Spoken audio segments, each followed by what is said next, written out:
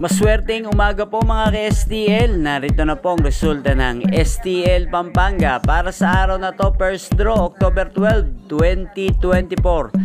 Araw ng Sabado, naway ang mga natayaan nyo pong mga numero kanina ay manalo nawa ngayong umagang ito 11 AM. Kaya kunin nyo na po ang inyong mga tickets. Narito na po ang resulta. Para po sa STL Pampanga, first draw result, 11 AM ang mga numero nanalo, 7 at 18 in exact order sa lahat po ng tumaya kanina para sa first draw ng 7 at 18. Congrats po sa inyo, panalo po kayo.